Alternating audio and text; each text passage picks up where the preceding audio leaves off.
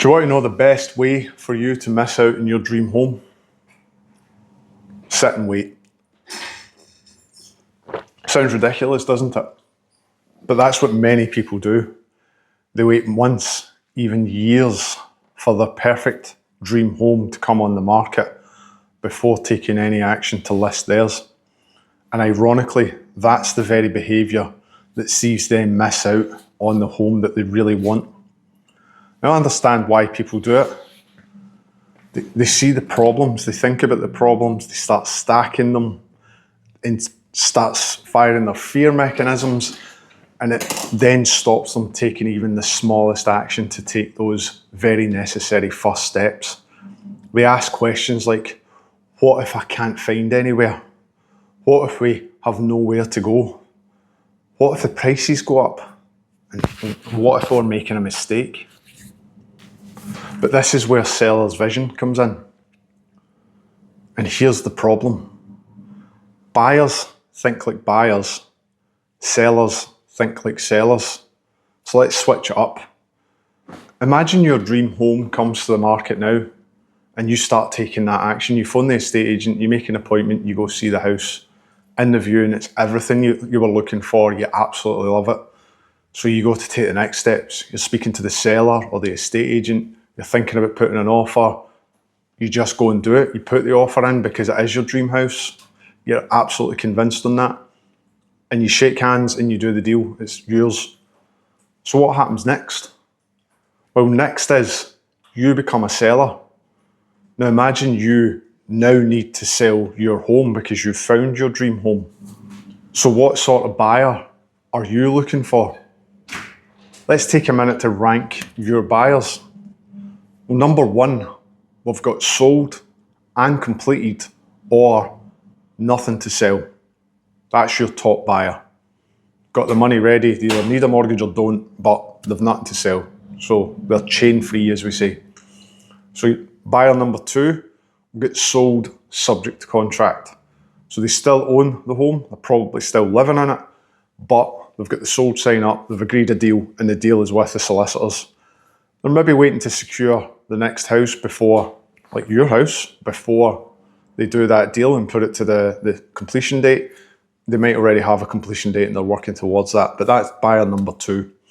Buyer number three, they're up for sale, they've got offers, or even better, they've got a closing date set. So the top three buyers are your strongest buyers in that situation. Nothing to sell, or they've sold, or they've got a closing date and multiple offers. So buyer number four is they're on the market, but they're unknown activity. So they've not sold, they've not got a closing date set, it's an unknown. So they're still a stronger buyer than the rest that we'll go through the list in a minute, but there's a lot of questions that has to be asked, and it's kind of you or your estate agent or even your solicitor's job to go through the motions and just check their offer and what stage they are at. They could just be on the market, they could have rejected a few offers, there could be other things involved, so it needs a bit of investigation.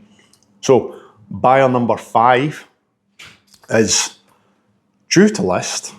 So they've got the home report, they've got the photographer done, or home report and photographer's booked. They're working towards a listing date. So that's buyer number five. They're in the process of coming to the market.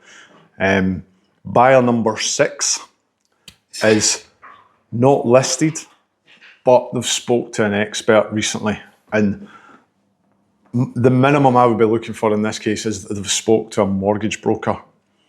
Number seven is then obviously somebody that's coming to see the house, they've got something to sell, they've not spoke to an expert in the last 3 months, they're not on the market, they're just out looking and speculating.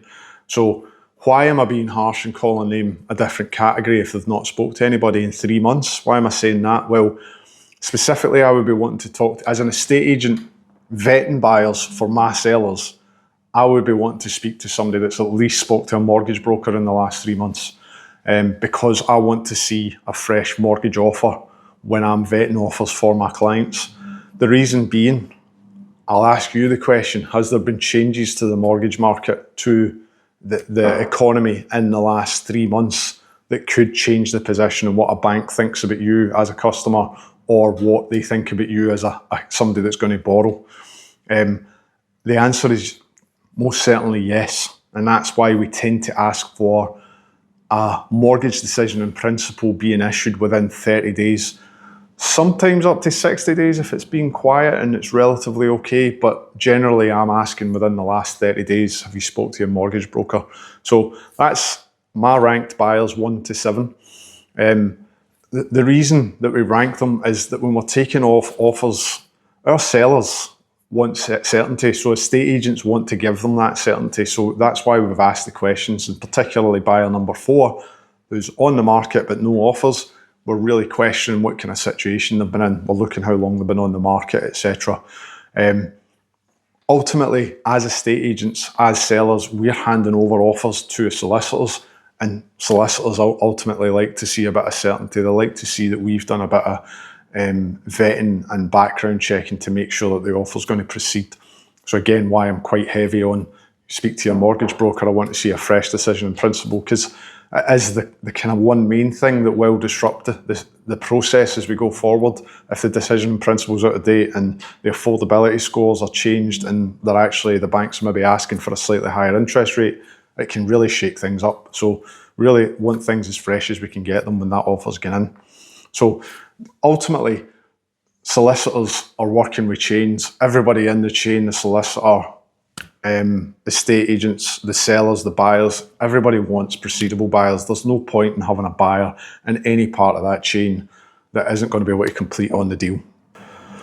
So I've lost count of the number of people who have fallen in love with a property, made an offer, and then been disappointed because they weren't in a proceedable position.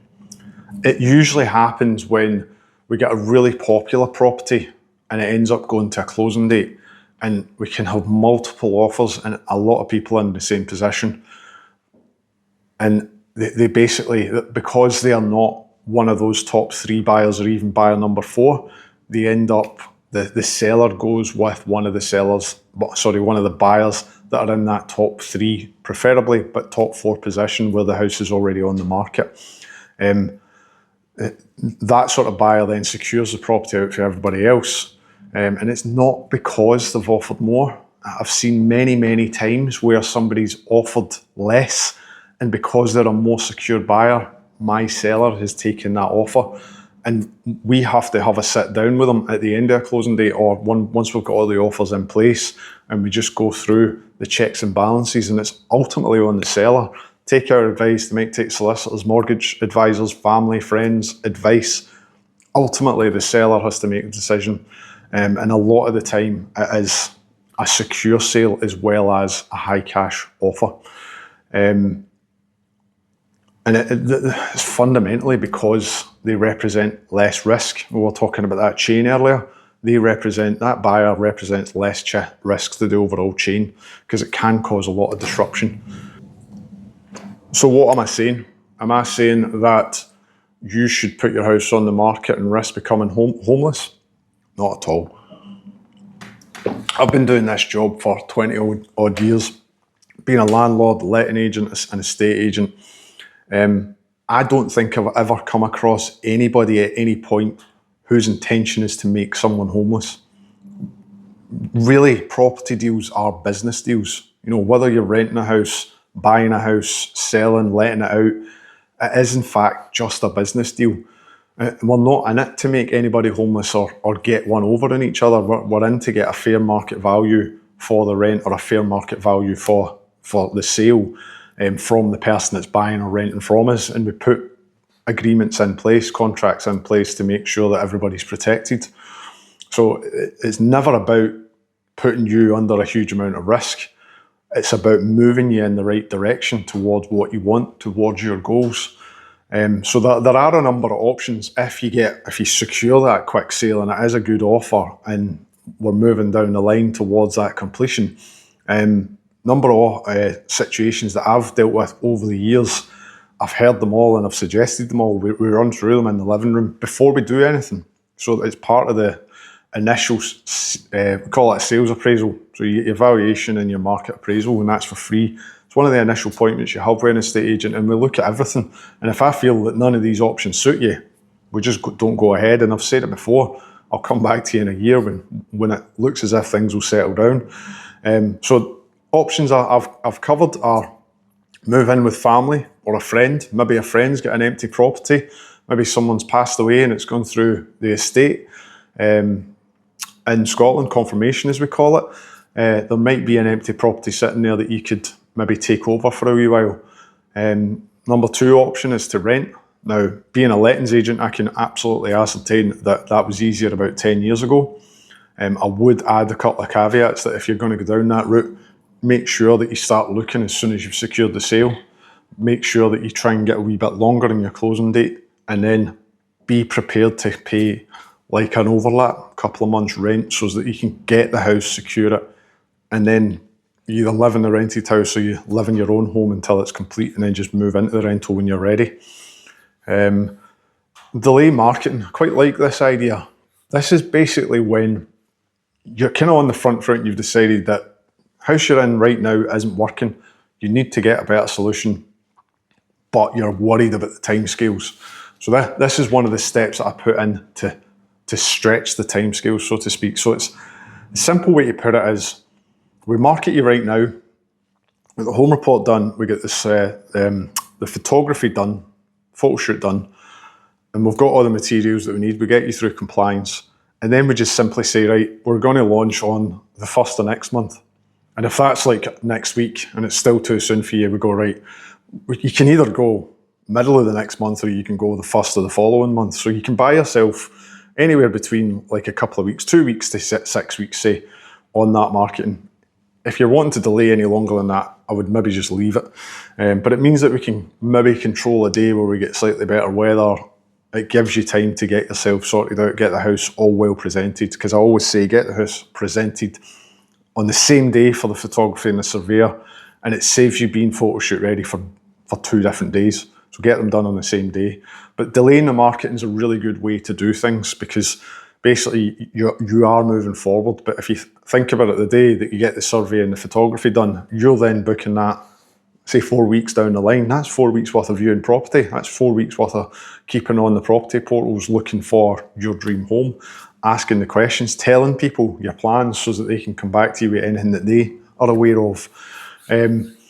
Another one we can do once you're on the market, and again, this is something that we would talk about in the valuation. We would put a whole strategy together. It's not something that I would suggest that you do once the first sale signs up. It's something that you and your estate agent can agree on before you make these actions, and then you can plan it out like a wee project plan. It's a simple delay of accepting offers. So another way to do it is you come on the market on the 1st of the month, but you won't consider, so you're setting a kind of quiet closing date, say on the 28th of the month, so 4 weeks later. So we do 4 weeks worth of viewings, we're committing to that, 4 weeks worth of inquiries. And then at the end of that 4 weeks, and you tell people as they're coming in, I can put it in an auto email, first offers will be considered on the 28th of X month, and we work for there, or any date in that month. Got the auto email set up, that can go out to people as they inquire for the home report, so that they're aware for the start. When I do the viewing, I do the viewings for my clients, I do the same thing. So we'll bring the client in and we tell them what the plan is, terms of offers. If you're interested, Mr. Buyer, then we're looking for your offer by the 28th. That's when we'll be making a decision. So just one of the other things, and this is my favourite and preferred option, and it's something that I've been doing since about the second year that I come in.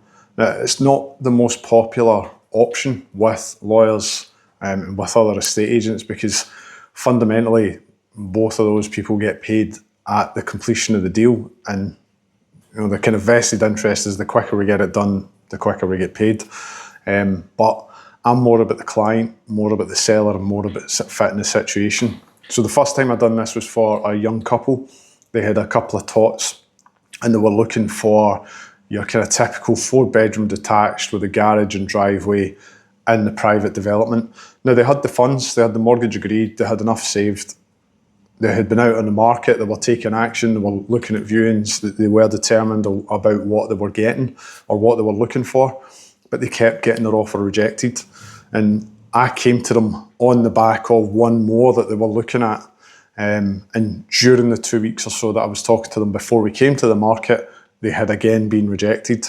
And what I had said to them during one of the conversations was, look, phone the estate agent and ask them, was it the number or was it something else in our offer or situation that stopped us getting it?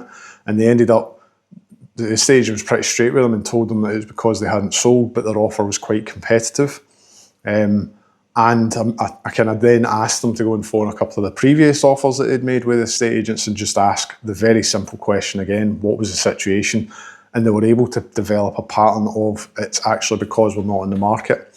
So to alleviate their stress and worry, what I did to them, and I agreed this before, as I was saying earlier, before we came to the market, we sat down and had a discussion. I said, let's try this. And I took over the viewings and I basically said, look, when I do the viewings, we'll shut down the house for a couple of hours on 2 given days of the week because I don't want your place to be a show home when you've got a couple of young kids running about. So we'll pick a weekday to catch the shift workers and we'll catch a weekend day to catch all the normal kind of 9 to 5 workers. And it spreads the load a wee bit. And we'll do 2 viewings a week until we find a buyer and until we set a closing date. So that was the first agreement. They then went to soft play or the park or the beach or out for a coffee, whatever suited them, and I had the house clear and empty. Bring the viewer in. First thing I say to them is,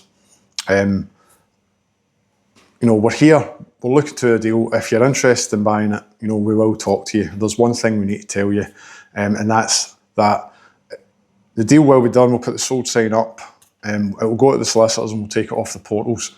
But what we're looking for is a delay to marketing. A delay to the completion. So we're looking for 5 months, and I've asked for anything up to 6 months, but in this case, I had asked for 5 months.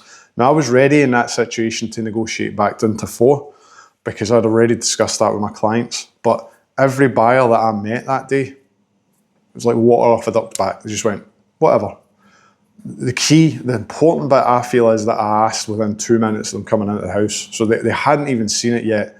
And I was asking for that, and they were like, well, I'll take that under consideration while we're looking around about the house, because if I don't like it, that's not going to matter. So you plant that seed as early on as you possibly can. And I just done it at the viewings within the first 2 or 3 minutes of them coming in the door.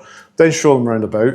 What's going to happen next is naturally they're going to go away, generally speak to either friends, family, or parents. That's the normal practice. Then you lead into your experts like your mortgage broker and your solicitor. And if you've got an estate agent you're selling, then you maybe lean into them as well, just to get the final advice. What often comes next is the kind of testing the waters question. Anybody else put an offer in, or are we the first? We don't really want to be first in case it goes to closing date. You eventually kind of get an offer from somebody because we need to start it. And that seed, very importantly, is planted, and they've had that discussion with their experts and their family that they're looking for the 5 months. And it's then their offer comes in and they're on the assumption that 5 months is accepted or whatever time frame that you've asked for. So it's very important when you're doing that, but that gets you a time frame without delaying the marketing. But if you wanted to delay the marketing and delay offers as well, I always stipulate that from the day that we shake hands on that deal, verbally, figuratively speaking rather, to the day that we hand over keys to the property, we're expecting a 5 month, 6 month, 4 month move, whatever we put into the terms, and that's agreed on the day as well. So when they take that on board and the legal offer comes in, our legal offer replies with a speculative date around 5 months from that point. Now, I think most of the time, and I've done this quite a lot, and it doesn't need to be a young family. If you're in a situation where you don't have young kids or you don't have kids, it's still something that we can do.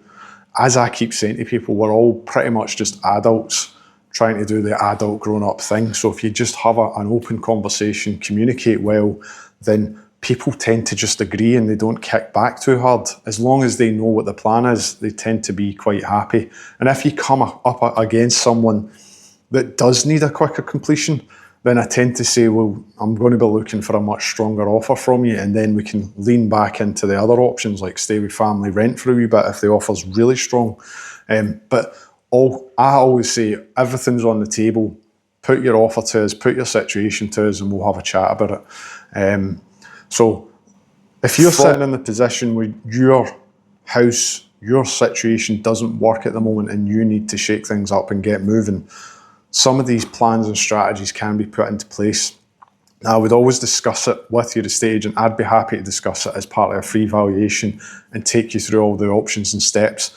As I said earlier, sometimes it's not the right time, and we can ascertain that very quickly, and that's why I put a lot of pressure on you. If you need a mortgage, to speak to your mortgage broker, because these things, that's the sort of thing that tends to stop and go the full situation.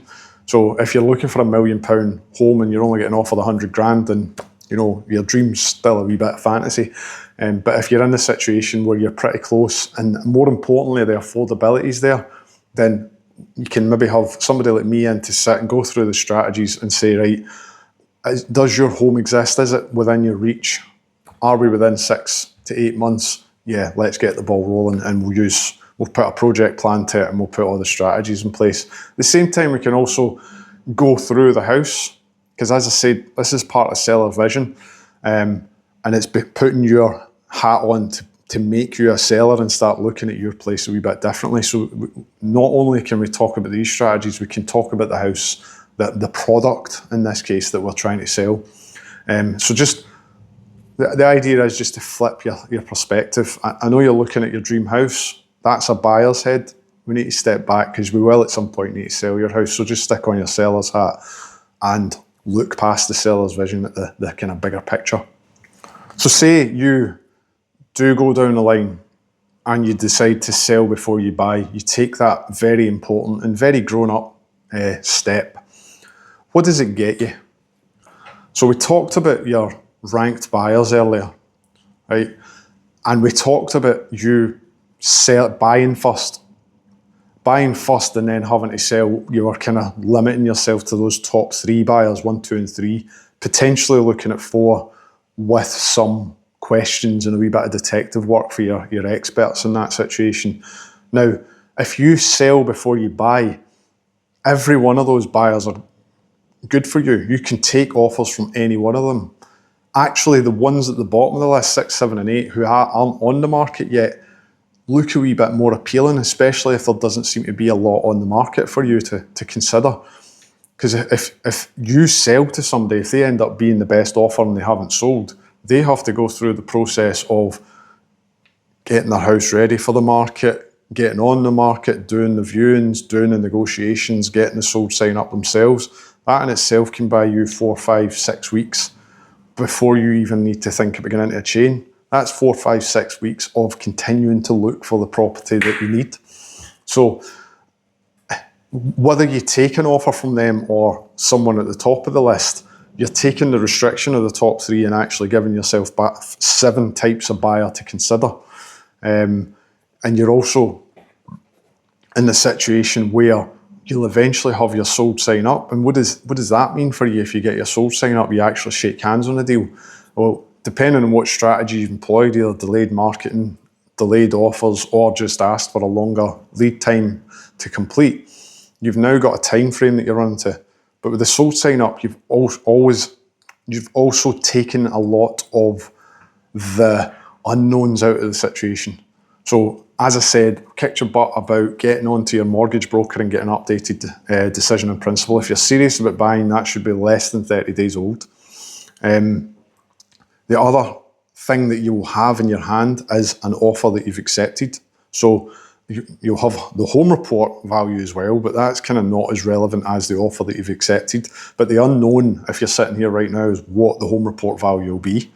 The unknown is what will the market offer me. So those are no longer unknowns. If you get your sold sign up, you know exactly what the home report value was. You know exactly what you got, hopefully over the home report value if you've run through some of the advice and we've maximised the value of your property. And you've got your decision in principle, and you've potentially got some savings there in the bank that you can tap into. So you kind of start to see what I'm saying in terms of top buyers.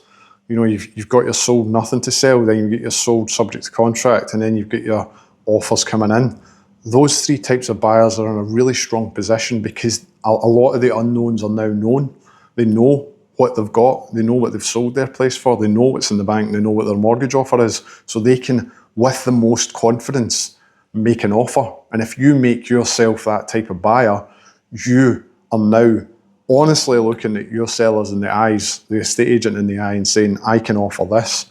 But you also know a wee bit more, because in the rest of this video we've pointed out that if you are buying from or making an offer from somebody that's already entered into a chain, their consideration is that top three. That's their gold nugget. So you can actually offer a wee bit less than, say, somebody that needs to sell that's maybe offering 2, 5. I've seen up to £10,000 being taken off an offer for a wee bit of security on the deal.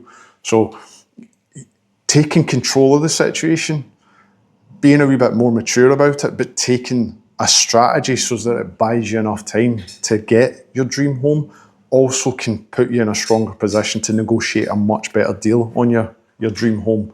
So take a minute if you're still thinking and looking for your dream home, flip the switch. If you've got something to sell, maybe it's a good time, maybe it's a good strategy to sell before you buy. And I am happy to come out and give you my honest opinion, and I will give an honest opinion. And sometimes I just tell people to forget it, put a pin in it for 6 months, put a pin in it for a year, whatever the situation is. I'll ask you the right questions and we'll get to the right answers.